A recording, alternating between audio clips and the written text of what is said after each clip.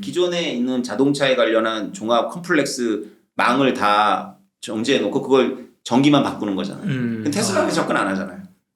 조립품 만드시 접근하잖아요. 맞아요. 기가프레스. 저 진짜 소름인 게 최근에 그 일론 머스크 자서전이 나와서 그거를 읽었거든요. 근데 지금 오태민 교수님이 말하는 게 나와요. 일론 머스크가 그렇게 산업을 정의하고 전기차를 그 정의해가는 방식이 나와요. 와, 소름이 소름. 제가 2005년도 2006년도 학생들에 강의했었다는 거 아니에요. 네. 아빠는 다 알고 있다. 우리 애들은 방에서 나오셔야 될 텐데. 더 깊이 들어가시는 이거를. 잠깐 전기 얘기 나왔으니까 말인데 사실은 비트코인 관련해서 좀 부정적으로 보이는 이제 많은 시각 중에 하나가 아니 지금 지구온난화 이렇게 심각한데 무슨 전기를 막 그냥 갖다 버린다 채굴한다고 되게 부정적인 시각이 많잖아요. 근데 작가님은 비트코인의 채굴에 소모되는 막대한 전기가 세상을 구한다고 책에서 하셨어요. 그렇죠. 그리고 비트코인은 전기를 금융화한다고 하셨습니다. 이건 무슨 의미인가요? 막 지르는 거죠. 뭐. 화가 나니까 못 알아들으니까 막 지르는 거죠. 근데 맞는 말이에요. 왜냐하면 지구 온난화 CO2 문제도 있지만 화석연료 자체는 그 아껴 써야 되잖아요. 그 꼭 기후 변화 문제가 아니더라도 네. 제한돼 있으니까. 그렇죠. 그리고 꼭 특별히 친환경적이라서가 아니라 경영을 효율화한다는 것 자체는 자원에서 최대한의 효용을 뽑아내는 거니까 그 자체가 어떻게 보면 되게 친환경적인 활동이에요. 물론 환경론자들은 그걸 인정하지 않습니다. 그러니까 환경론자들은 예를 들어 가지고 화석연료를 태우면서 이산화탄소를 이렇게 다시 모을 수 있거든요. 이 기술이 또 하나 유망한 기술이에요. 네. 근데 그거를 싫어해요. 환경론자들은 이념적으로 싫어하는 거예요. 그거는 이제 화석연료를 떼는 것에 대한 죄책감을 없앤다고 생각하는 거죠. 그러니까 환경론자들은 화석연료를 떼는 거를 죄라고 보는 거예요. 그래서 이거를 달래주는 어떠한 것도 불필요하거나 나쁘다라고 보는 거죠. 근데 그거는 그들인 거고 우리는 그렇게까지는 못 살잖아요. 우리가 환경론을 그쵸. 본인들이 좋아하건 말건 다 자동차 몰고 다니고 싶고 도시에 살고 싶지 저기 시골 가고 곰하고 살고 싶은 사람 별로 없어요. 그런 책을 읽을지언정. 네. 그러면 우리를 위해서는 어떤 게 친환경 기술이냐면 지금 쓰는 거를 최대한 효율화하는 거거든요. 거기까지 오면 이제 보여요. 왜냐하면 전기산업이라는 게 아까도 말씀드렸지만 수요 반응이라는 개념이 전기산업의 핵심입니다. 왜냐하면 우리가 한여름에 더울 때 다들 그 에어컨 틀잖아요. 그렇죠. 그럼 블랙아웃이 일어나잖아요. 네. 너무 많이 쓴다고. 딱 정전되잖아요. 그럼 이제 정권이 바뀌거나 이제 일단 총리는 바뀌죠 한국에서. 그러니까 그것 때문에 정부들이 강박관념이 있어가지고 맥시멈에 맞춰놔요. 발전 설비를. 근데 전기는 특징이 있습니다. 전기라는 특징은 뭐냐면 저장과 이동이 어려워요. 사람들은 전기가 이동이 되게 쉬울 거라고 생각하는데 전기는 멀리 못 갑니다. 우리가 호르무즈에서 우리나라까지 석유는 실어오지만 같은 에너지를 호르무즈에서 여기까지 실어오지 못해요. 전기는 멀리 못 갑니다. 사람들 거꾸로 알고 있지. 전기가 막 멀리 가고. 그 송전탑만 다 가는 거 아닌가요? 전파가 멀리 가죠. 전기는 가면서 엄청 세요. 맞아. 엄청 세요. 열 에너지로 뺏기고 뭐 이렇습니다. 그래서 전기는 가까운 데서 휘발성으로 소비해야 돼요. 가까운 데 생산해서 휘발성 소비해야 되는데 우리가 유망하다고 하는 재생 에너지가 우리가 알고 있는 경제성 있는 재생 에너지의 특징이 뭐냐면 소비자와 가깝지가 않아요. 소비 시간하고 가깝지가 않아요. 일단 태양열 보시면 아시겠지만 밤에 어떻게 할 거예요? 그렇죠. 그리고 바람 부는데 도시가 있지 않잖아요. 바람은 저기 언덕에서 부는데 도시는 전기 쓰는 데죠. 바람 부는 전기 안 써요. 그 엄청난 그 구리선을 깔아야 되는 거 아니에요? 그 열선신도 있고 그죠? 네. 뭐 조력 발전, 조수간만의 차이로다가 무슨 전기를 발전해. 우리가 바닷가에 살지 않잖아요. 그렇죠. 그렇죠. 그럼 재생 에너지원에는 시간으로 제약을 받든지 거리에 제약을 받는데 거기다 비트코인 채굴을 갖다 놓으면요 재생 에너지를 시설을 만들어 놓고 그게 채산성이 맞아요. 왜냐 남는 시간 동안 비트코인 채굴하면 되거든. 그리고 도시나 이런 데서 전기가 부족할 때 보내주면 되는 거거든. 대표적인 게 제주도예요. 제주도가 재생에너지 엄청 투자했잖아요. 청정지역 해갖고 거기 맨날 뭐 하느냐 하면은 그 태양판 닫으라고 그러고 풍차 돌리지 말라 그래요. 왜냐하면 배선망이 견디질 못해 남는 전기를. 그걸 1년에 몇십 번씩 해서 지금 태양 투자한 사람들 막 이런 사람 다 난리 났습니다. 그런 거를 멈추게 하지 말고 그걸 비트코인 채굴하게 하면 돼요. 그러면 그럴 때 비트코인 채굴은 전기 투입한 대로 나오거든요. 그쵸. 그럼 비트코인 남는 전기를 비트코인 갖고 있다가 음. 전기가 부족할 때는 안 쓰고 비트코인 파는 거죠. 그렇죠. 그 비트코인이 전기가 되진 않죠. 전기는 비트코인이 되지만 비트코인 전기가 되진 않지만 네. 인간은 탁월해요. 인간은 이걸 추상화 시켜가지고 이걸 금융이라는 걸 만들어냈습니다. 금융도 똑같거든요. 내가 내 노후를 위해서 저축한다 해서 지금 내가 저장한 걸 내 노후에 받아먹는 게 아니에요. 내가 지금 저장한 거는 누군가 써버리는 거예요. 그게 내가 늙을 때까지 가는 게 아니거든요. 그럼 난 늙을 때 내가 늙어서 누군가로부터 도움을 받아야 돼요. 그때 누군가로부터 다시 되받는 거거든요. 네. 이것도 추상적 조작이에요. 호모사피엔스가 할 수 있는 제 책에서 자세히 써놨습니다. 사람들이 하도 오해를 해갖고. 그래서 금융의 본질이 이런 추상적 조작이기 때문에 네. 비트코인이 전기를 금융하게 맞아요. 어. 전기가 비트코인이 되지만 비트코인이 전기가 안 되기 때문에 비트코인은 축전지가 안 된다라고 이제 반론을 제기하는데 맞습니다. 그 얘기는. 고립되어 있는 오지에서는 맞아요. 근데 고립되어 있지 않은 데서는 거래를 하기 때문에 그렇죠. 축전지 역할을 합니다. 그렇죠. 지금 제가 최근에 본 기사 중에 송도에 이제 바이오 산업이 많아서 전기 소모량이 엄청나게 많은데 수도권에는 이게 그런 시설을 막 못 짓게 하거나 어떤 정치적이기 때문에 안 하잖아요. 안전상의 이유도 있을 거고. 그래서 강원도에서 그걸 끌어와야 되는데 전기가 너무 많으니까 송전탑을 깔아야 된다고 새로. 근데 그게 늦어지니까 이쪽에 지금 산업을 못 돌린다. 이게 늦춰진다는 얘기인데 근데 이게 한꺼풀 들어가면 작가님 말씀대로 그 남는 전기로 막 비트코인 이렇게 해가지고 막 돈 주면 그 돈 받는데 그거 뭐 전기 못 보내주겠어요? 필요할 때? 그런 게 막 바로 진행이 되는 거죠. 근데 우리나라는 나라가 작고 네. 같은 시간대 안에 있기 때문에 우리나라는 전기 산업에 있어서 이렇게 전기를 거래하기 적합하지가 않아요. 왜냐하면 제주도가 전기가 남을 때는 내륙도 남아요. 전라도도. 계절도 비슷하고. 계절 똑같고. 근데 이게 전 지구적으로 거래가 한다면 얘기가 달라지겠죠. 왜냐면 지구적으로는 계절도 북방하고 남방하고 반대고 네. 시간도 다르잖아요. 그래서 그렇죠. 피크 타임이 돌아가면서 오거든요. 하루의 피크 타임도 계절적인 피크 시절도 돌아가면서 와요. 그쵸. 근데 비트코인은 전 지구적인 한 단일 시스템이거든요. 채굴이 어디서나 일어나도 돼요. 어디서 뭐 남미에서 많이 일어나고 아시아에서 안 일어난다 해서 비트코인의 보안성이 위태로워지는 게 아니거든요. 돌아가면서 스위치 끄면 돼요. 야. 그걸 지휘자가 없다 이렇게 얘기할 텐데 지휘자가 왜 없어? 시장이 지휘자인데 가격으로 하면 되죠. 결국 채굴자들은 싼 전기, 버린 전기를 써야 돼요. 경쟁이 치열하기 때문에. 놔두면 친환경으로 가요. 비트코인은 채굴이. 제가 주장해 왔는데 얼마 전에 KPMG가 세계 최대의 회계법인 KPMG가 비트코인이 ESG다라는 식의 보고서를 냈습니다. 와. 이해가 다 나와요. 와, 그렇구나. 그러니까 이게 깨달으면 다 아는 거예요, 이거. 그리고 실제로 몇몇 도시들도 그 하고 있는 거. 미국의 텍사스가 대표적이죠. 하고 미국 있어요. 텍사스는 에너지가 너무 많아요. 태양열도 있고 바람도 있고 심지어 석유도 있고. 화석연료도 있어요. 근데 전기가 늘 부족해요. 왜냐면 왜냐하면 한파하고 한여름에 더위가 장난이 아니거든요. 그렇구나. 거기에 맞추지 못하고 그리고 텍사스가 되게 넓어요. 아까 전기의 특징이 뭐라 그랬죠? 멀리 못 간다. 멀리 못 가요. 없어진다. 바람이 많고 태양이 많고 천연가스가 묻혀 있는 건 저기 사람 안 사는 데고 사람 사는 데는 부족한 거예요. 그러면 시설을 많이 세워야 되는데 시설을 많이 세우면 다 적자인 거예요. 그렇죠. 평소에는 그렇게까지 평소에는 많이 안 필요하니까. 그렇죠. 한파는 1년에 한 일주일이에요. 그런데. 그래서 텍사스 전기위원회라는 데 있거든요. 거기서 비트코인을 권해요. 야. 도시들한테. 비트코인 업자들하고 손을 잡아라. 그래서 지금 비트코인 업자 손 잡고 비트코인 끄라 그래요. 전기 필요할 때. 그리고 보조금 줘요. 그래서 기사에서는 이제 그 보조금 준다고. 귀중한 세금을 보조금으로 채굴업자들한테 준다고 이제 막 욕을 하는데 그 돈 어디서 났겠어요? 평소에 그 사람들이 그 사람들이 남는 돈 써서 낸 전기세요. 그러면 전기가 지금 뭐 한파가 오든지 너무 더워서 사용량이 늘 때는 비트코인 채굴을 중지하라. 그 대신 우리가 돈 좀 줄게. 그렇죠. 하는 거고 평소에 전기가 남아둬서 버려질 때는 걔네들이 엄청 사주는 거죠. 그럼 너네가 사 우리가 돈 벌게. 그렇죠. 그럼 이게 아까 말씀하신 효율화. 버려지는 전기 없이 계속 쓰는 거 어차피 만들어야 되니까. 그게 친환경인 것 같은데. 야, 이게 친환경이구나. 지구를 구한다니까요. 우리가 현실을 완전히 버리면 안 되잖아요. 우리가 천연가스 안 쓸 수 없어요. 근데 천연가스가 되게 비싸요, 이동이. 파이프도 깔아야 되고. 대부분 태워버려요. 그걸 가스 플레어라고 그러거든요. 불안전 요소로 합니다. 그럼 메탄이 나와요. 메탄은 계산마다 다른데 CO2보다 지구온난화 온실 효과가 60배. 아. 메탄을 태우면 CO2하고 수증기가 나오거든요.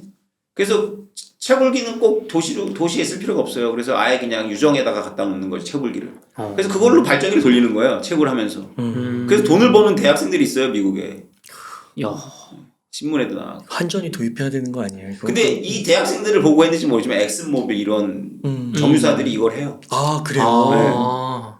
왜 이렇게, 그래서 뭐 왜 이렇게 어차피- 놀라셔? 외신에서 크게 나왔는데 몇 년 전에. 어차피 보내질 거니까 그때 그렇죠. 입장에서. 거기서는 이걸 검토를 여러 번 한 다음에 이건 돈 되는 거다라고 한 거죠.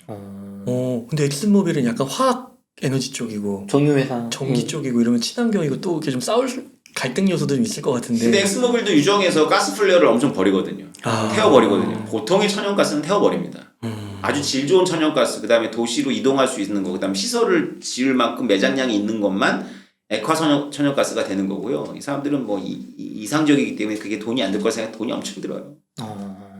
그러니까 태워버려요, 그냥. 네. 그걸 가지고 하는 거죠. 야 그렇군요. 정말 한전에서 이걸 도입할 날이 올지도 모르겠습니다. 정말. 제주도에서 지금 말씀하신 것처럼 전 시설 설비가 못 겨니까 끈다고 하셨잖아요. 그럼 그 시간에 채굴하면 되는 거 아닌가요? 그렇죠. 그렇죠. 이걸 가리켜 누이 좋고 매부 좋고 이러는 건데 안 하잖아요. 왜 안 할까요? 왜 안 할까요? 그 의사결정이 있는 사람들이 도덕적으로 세상을 보기 때문에 그런 거예요. 아까 그건가요? 오리너구리. 비트코인은 좋은 게 아니고 비트코인을 내가 채굴한다 그러면 그 여론의 공격을 받을 거고 그걸 내가 왜 자기 사업이라면 하겠죠.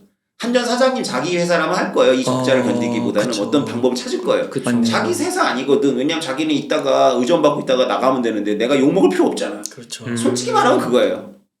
야, 이 오리너구리가 네. 그 아까 알을 낳는 포유류로 네. 이제 그 학파에서 분류되기까 그 학계에서 분류되기까지 시간이 수십 년 걸린 거잖아요. 80년. 네. 80년. 야. 그러면 어떻게 보면 우리도 지금 이제 비트코인을 볼 때 네. 80년을 소비할 것이냐 아니면 지금 당장 개정할 것이냐 벌써 이미 15년 보통은 다 훨씬 지났고 보냈죠. 대부분 15년 보냈습니다. 이제 요번에 불장이 아마 블랙록이 대표를 승인받는다면 블랙록 CEO 레리 핑크가 비트코인을 멋지게 정의했고 그 멋진 정의는 거의 고칠 필요가 없어요. 레리 핑크 회장이 이렇게 얘기했어요.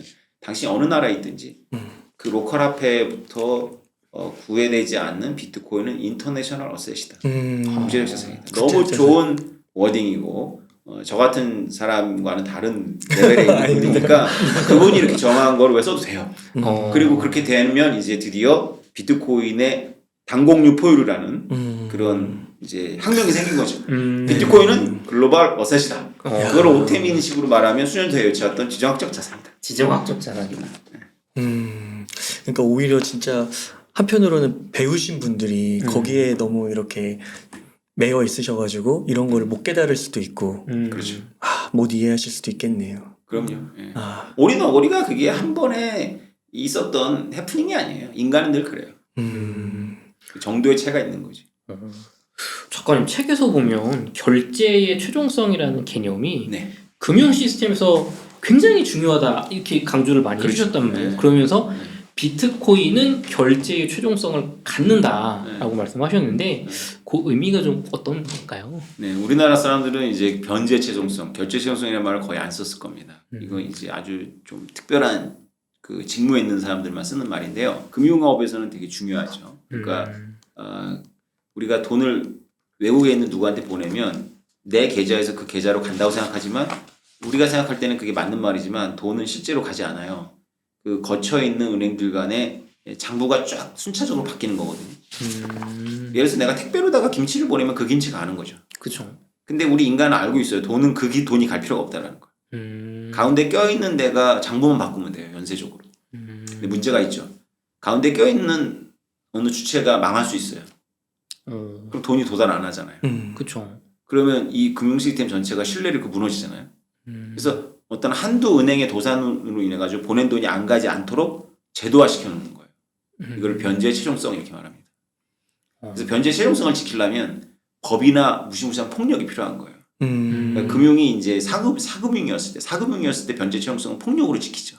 보통 환치기에서. 네. 근데 금융기업들 간의 이 변제 최종성은 법으로 지키죠. 근데 비트코인은 놀랍게도요. 변제 최종성을 갖는데 폭력에 의지하지 않고 법에 의지하지 않아요.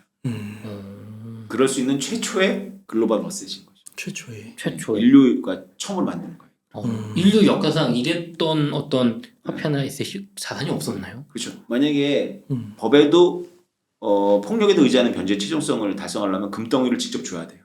만나서. 누군가를 전달을 시키면 안 되는 거죠. 그럼 공간의 제약이 있겠죠. 그쵸. 같은 시간의 제약도 있겠죠. 같은 시간 같은 공간에 있어야 돼요. 그러면 현찰도 종이 달러도 변제 최종성을 가져요. 쇳덩어리 금도 가져요. 나머지는 하나도 안 가져요. 다 폭력이나 법에 의지해야 돼요. 우리가 신용카드 그 전자 숫자들 다 법으로 지탱이 되는 거예요. 그렇죠? 근데 비트코인은 그 자체가 내가 멀리 있는 사람한테 나중에 그걸 열어볼 사람한테 시간도 같이 않아도 되고 공간도 같이 있지 않은 사람한테 내가 이걸 보내도 그 자체로 최종적이에요. 놀라운 거죠. 법과 폭력에 의지하지 않고. 이것이 그러니까 하마스하고 이스라엘 같은 러시아하고 우크라이나 같은 앞으로 대만에서 있을지도 모르는 위협 속에 있는 개인들한테 갖는 의미는 어마어마한 거죠. 왜냐하면 법과 폭력이 전치되거나 중지해요. 그런 상황에서는 법이 변제 최종성을 보장 안 해줘요. 그렇죠. 그런 상황에서는 당장 전쟁이 일어나면 모든 나라든지 내가 갖고 있는 통장을 동결시켜 버립니다. 그렇죠. 그거 가지고 폭탄 사야 되니까. 그쵸. 내게 내 거가 아닌 거야. 그쵸. 내게 내 건 거는 내 신체, 내가 점유하고 있는 거, 그것도 뺏기지 않을 때를 전제로. 국경을 넘을 때는 종이 달라도 내게 아닌 거야. 국경 속에다 뺏는다니까. 그쵸. 금도 숨기가 어려워. 맞네요.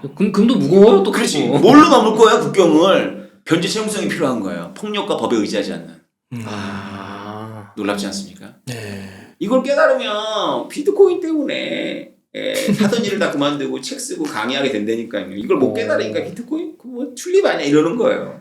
근데 사실 말씀하신 법과 폭력이라는 게 사실 현대 사회에서는 거의 이제 어떤 물론 이제 법과 이런 게 무너진 나라도 있겠지만 대부분은 법치국가라면 이제 국가가 역할을 하는 거잖아요. 어떤 법이라든가 어떤 뭐 경찰력이나 군대라든가. 그렇죠. 그래서 비트코인을 발견하지 못한 사람들이 무식해서가 아니라 국가한테 속은 거예요. 우리나라 같이 좋은 국가 이런 얘기하면 사람들이 좀 이상하게 생각하겠지만 전 세계 190개 국가 중에 우리나라는 좋은 국가거든요. 우리가 밤에 10시 넘어가지고 여성들이 밖에 날다닐 수 있잖아요. 그쵸. 국가가 기능하지 않으면 불가능한 일이에요. 그런 좋은 국가에 사는 사람들이 대다수일 거라고 착각을 하는 거죠. 몇 개나 될까요 이런 나라가. 정부가 각 국민들이 갖고 있는 종이돈을 내년이나 내후년쯤에 휴지로 만들지 않을 거라는 확고한 믿음을 국민들한테 심어줄 수 있는 나라 몇 개 안 돼요. 베네수엘라는 아무도 안 믿더라고요 국가를 그분들은. 그렇죠. 근데 우리가 국가한테 속으니까 비트코인이 안 보이는 거예요. 근데 코로나 때 깨달은 거예요 사람들이. 많은 사람들이 깨달았습니다. 국가에 대해서. 우리나라 사람들 중에서는 뭐 일부가 깨달았겠지만 코로나 때 우리가 이런 경험을 했잖아요. 늘 하던 일상인데 국가가 엄청난 간섭을 하는 거예요. 거기 모이지 마라 가지 마라 이러는 거예요. 그리고 가거나 모이면 어떻게 돼요? 사람들한테 치욕을 주죠. 그죠? 과학적으로 정확하지 않은데도 가능성이 있다는 이유만으로 어떤 공포감 속에서 내가 그게 잘못했다는 건 아니에요. 국가가 하는 행위를 보여주는 겁니다. 말이 안 돼요. 제가 보기엔 말이 안 돼요. 어떻게 그 모임은 못하게 하는데 지하철은 타게 하지? 그게 우리 그 말씀하신 그거죠. 그 주지의 사실. 그러니까 이게 좀 이상하고 말이 안 되는데도 국가는 자기가 어떤 기준을 정해서 마치 코로나 바이러스가 어느 모임에는 가는데 어느 모임에는 안 가고 지하철에서는 괜찮아 코로나 바이러스가 봐줘 우리를.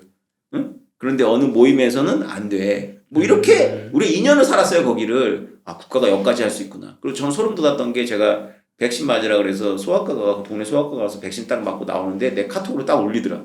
씨 국가에서 동네 소아과에서 내가 맞은 백신이 뭔지 정확하게 국가가 알고 있어. 이게 국가의 힘이에요. 그리고 국가의 무서움이에요.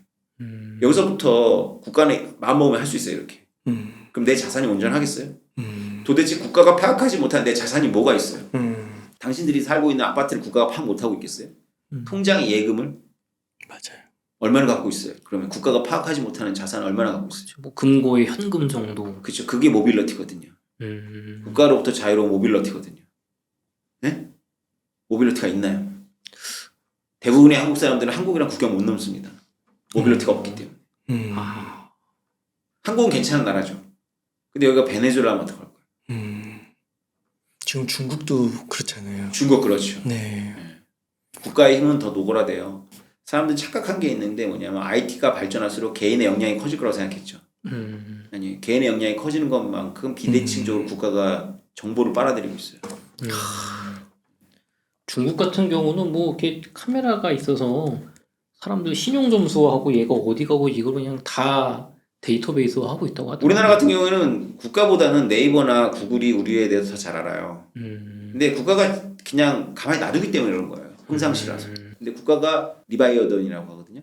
그 괴물성을 보여줄 때가 있죠. 위기시 코로나 같은 데도 잠깐 보여줬고 살짝 보여줬죠. 전쟁이 일어나면 국가가 어떻게 할 거냐면 네이버나 이런 데로부터 정보를 다 압수하죠. 그러면 저에 대해서 다 알아요. 그러면 말씀하신 이제 그런 거에서부터 자유로운 게 이제 비트코인이다. 자유로울 수 있는 가능성을 줬죠. 가능성을 비트코인도 한계가 있죠. 음. 그러나 그 한계가 있지만 그게 결정적일 때는 결정적인 사람들한테 엄청난 그 생애, 삶과 죽음을 가를 수도 있어요. 그게. 모가디슈라는 영화를 혹시 보셨나요? 네. 조인성 나오는. 네, 모가디슈라는 영화 보면은 그게 소말리아에서 일어난 일이잖아요. 내전이 일어났을 때 외국인들이 시내에 나가서 공항에까지 가는 그 엄청난 여정을 위해서 하는 일이 있어요. 종이 달러를 구합니다. 그 장면이 있잖아요. 종이 달러. 네. 부르는 게 값일 거예요. 종이 달러가. 근데 그 종이 달러는 부패한 소말리아의 정부군이거나 반군한테 뺏겨요. 비트코인은 안 보입니다. 그 비트코인 말씀해주신 거 들어보니까 그런 의견이 있더라고요. 작가님이 자주 하시던 게 비트코인은 그 비밀키만 내가 외우면 뺏길 수가 없다. 내가 갖고 있는 것조차 모르니까. 근데 그 어떤 창의적인 댓글을 보니까 이게 길잖아요. 그래서 까먹는다는 거예요. 그래서 비트코인을 내가 막 외우다가 그걸 까먹어서 로스트 코인이 필연적으로 계속 증가할 수밖에 없는 구조다. 발행은 제한되어 있는데 로스트 코인이 사람들이 뭐 잊어먹거나 뭐 죽거나 할 거 아닙니까? 이미 많죠. 안정원 지금도 있고. 그러면 결국에는 유통될 수 있는 물량이 뭐 결국엔 궁극적으로 하나 둘로 줄어들 테니까 이게 어떤 글로벌 에셋으로서 자산 기능이 있는 거냐 화폐로서 요런 좀 댓글을 제가 봤거든요. 좀 작가님 좀 고견을 여쭤보겠습니다. 너무 극단적이죠. 뭐 사람들이 이렇게 멍청하진 않으니까. 로스트코인은 있고요. 계속 잃어버리겠지만 그렇게 크게 멍텅 잃어버리는 건 아니고 그건 먼 미래죠. 만약에 진짜로 이렇게 리미트로 보내겠다는 개념인데 그 사이에 뭐 다른 일들이 많이 벌어지겠죠. 지구가 망하거나. 그러니까 어떻게 보면은 국가 입장에서는 그 뭔가를 이렇게 통제하고 모든 정보를 손안에 두고 싶은데 그런 거로부터 벗어나게 만드는 게 개인에게 어떤 권력을 분산시키고 자기 권력을 뭐 빼앗긴다고 이제 국가 입장에서 볼 수 있다고 하는 게 이제 하나의 수단이 비트코인이라고 생각할 수 있는 걸까요? 그렇죠. 비트코인은 원래 뭐 발명 목적이 그거예요. 발명한 사람들의 목적 의식이 바로 발명한 사람들은 거의 저는 그런 사람에 속하지 않는데 발명한 사람들은 거의 아나키스트들이에요. 네. 리버테리안보다 더 무정부주의자들. 그렇군요.